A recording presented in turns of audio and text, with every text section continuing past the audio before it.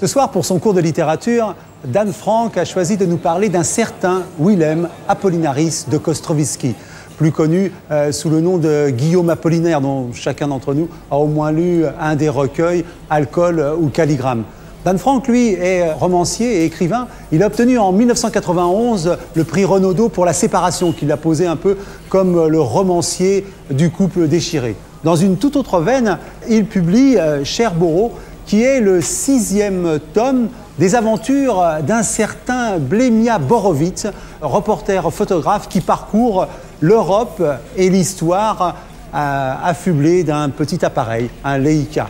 Ces histoires, Dan Franck les écrit à 4 mains avec son complice, Jean Vautrin. Et on se plaît à penser que Jean Vautrin et Dan Franck auraient envie d'aller boire un petit verre du côté de Montmartre avec Guillaume Apollinaire. Je crois que ça aurait un certain intérêt. Guillaume Apollinaire, c'est le poète formidable qui a écrit ces vers que tout le monde connaît. Sous le pont Mirabeau coule la Seine, et nos amours, faut-il qu'ils m'en souviennent, la joie venait toujours après la peine. La joie venait toujours après la peine, c'est Guillaume Apollinaire lui-même, c'est-à-dire quelqu'un de double, de triple, de quadruple, un amoureux fou des femmes, avec qui il a échangé des correspondances passionnées, des femmes qu'il rencontre ici ou là, dans le train, dans des fumeries d'opium à Nice, ailleurs, partout. Et puis qui toujours, ou à peu près toujours, le chasse. Et lui, il ne s'en remet pas. Il ne s'en remet pas, c'est un homme, un amoureux qui souffre. Et en même temps, c'est un fêtard incroyable, un homme scatologique très drôle, qui fait rire ses amis. C'est quelqu'un qui est journaliste, qui écrit dans des revues d'haltérophilie, dans des revues financières, qui est nègre pour les uns, qui est éditeur, qui publie des ouvrages pornographiques. Il en écrit d'ailleurs lui aussi, qui sont diffusés sous le manteau. Et c'est aussi un homme que les surréalistes ont vénéré. Et le mot surréaliste vient de surréel, qui a été inventé par Apollinaire dans les Mamelles de Tirésias. Apollinaire qui faisait lire Fantomas à ses amis. Et c'est surtout Apollinaire l'un des 2 grands piliers avec Picasso du bateau Lavoir à Montmartre. C'est un homme c'est lui qui a fait le lien entre les poètes de Montparnasse, Paul Fort, Alfred Jarry qui tirait dans les miroirs de la closerie des Lilas, et puis les hommes du bateau Lavoir, les peintres comme Gris ou Picasso, les poètes comme Salmon ou Max Jacob. Et une histoire me revient quand je pense à Apollinaire et Picasso qui étaient extrêmement liés. Une histoire qui se passe en 1911.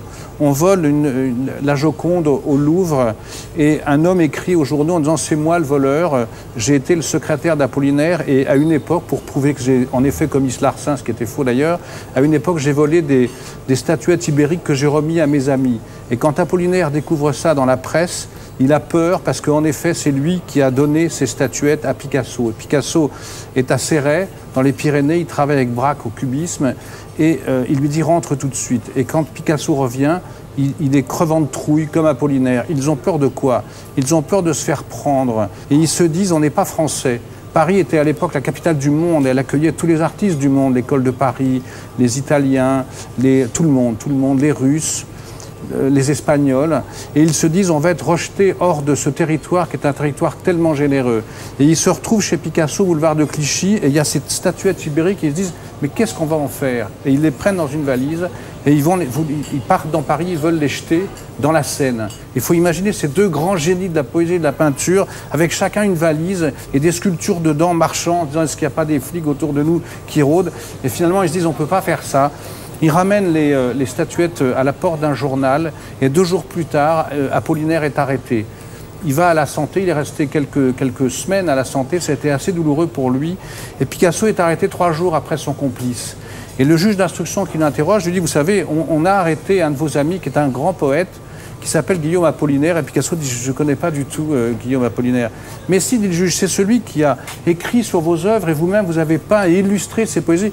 Picasso dit « je ne connais pas du tout ce monsieur-là ». Et alors le juge dit ben, « je vais vous confronter, c'est pas grave ». Il ouvre la porte et arrive Guillaume Apollinaire, qui est hirsute, très fatigué, un peu désespéré, et Picasso le regarde, et alors qu'ils passent leur journée ensemble depuis des années, il dit « je ne connais pas cet homme ».